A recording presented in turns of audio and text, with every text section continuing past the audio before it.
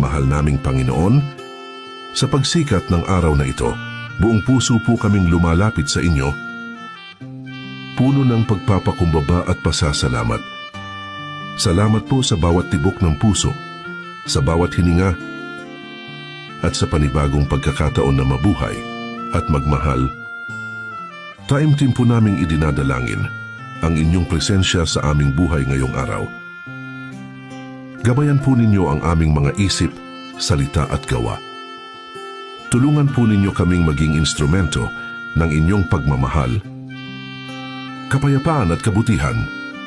Bigyan po ninyo kami ng lakas na harapin ang anumang hamon at talino na gumawa ng tama sa bawat pagpapasya. Dinggin po ninyo ang tahimik na panalangin ng aming mga puso para sa aming mga mahal sa buhay, sa mga nangangailangan at sa buong mundo. Pagalingin po ninyo ang mga may sakit, aliwin ang mga nalulungkot, at bigyan ng pag-asa ang mga nawawalan. Lahat po ng ito ay aming iniaalay at idinadalangin sa inyong banal na pangalan. Amen.